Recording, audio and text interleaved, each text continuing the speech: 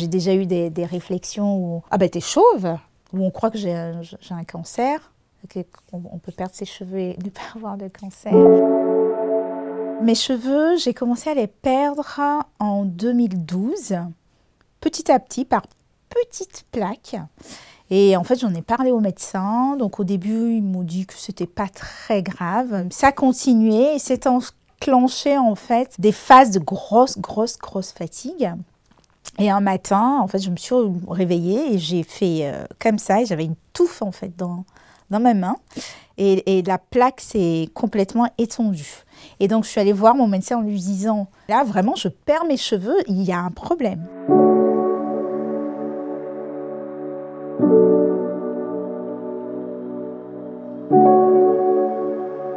Ça s'est étendu. Pendant un an, j'en ai perdu beaucoup. Il y a des trous un peu partout, donc il y a des cheveux qui poussent là, d'autres qui poussent là, d'autres qui poussent là. Donc ça fait un peu, c'est pas très joli. On cherche des solutions comme on peut. C'est ce que j'ai fait. Avec le peu de cheveux qui me restait, on faisait en fait des nattes tout autour de ma tête et on rajoutait en fait des cheveux, des faux cheveux. J'ai testé la perruque, ça n'a pas fonctionné parce que je ne supportais pas. Je suis allée chercher des solutions à l'extérieur parce qu'en général, malheureusement, ce qui se passe, c'est qu'il y a des instituts qui ont poussé un petit peu partout et qui vous font croire qu'en mettant, en faisant des séances d'UV, que les cheveux vont repousser, etc. Donc j'ai fait ça aussi. Et ça coûte une blinde. Ah ben ça ne fonctionne pas. Quelque part, on perd confiance en soi. Parce que c'est comme si les cheveux définissaient notre féminité. Et que du coup, sans cheveux, ben, on ne se sent plus femme. Et en fait, je me disais que la société allait me voir telle que je me voyais, donc pas belle du tout. Donc oui, ça a créé une vraie souffrance émotionnelle, psychologique.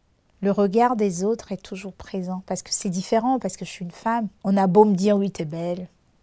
Il y a des milieux où bah, ça passe pas. J'ai déjà eu des réflexions où « Ah ben t'es chauve !»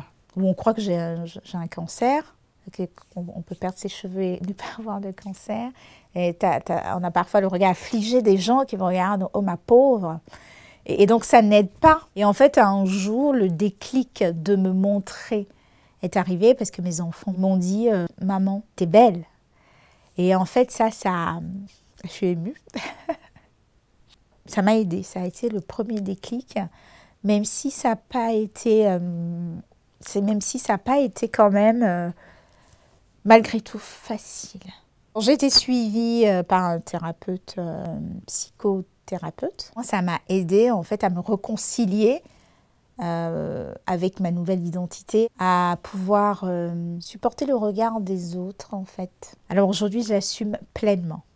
Donc on est en 2023, ça fait 13 ans. Où je peux dire que j'assume pleinement. Cette perte de cheveux m'a permis, même si je suis tombée à un moment, m'a finalement permis de me voir telle que je suis, de pouvoir me regarder dans le miroir et me dire, mais en fait, c'est moi.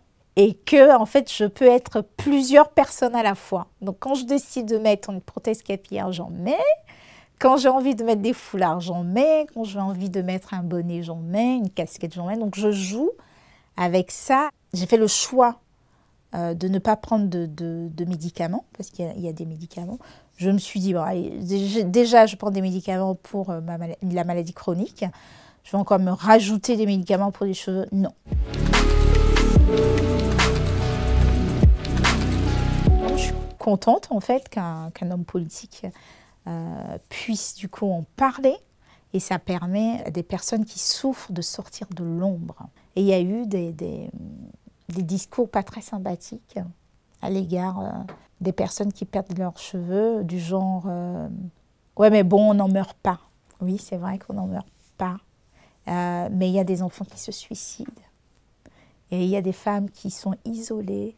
Oui, ça tue pas, mais psychologiquement ça peut tuer.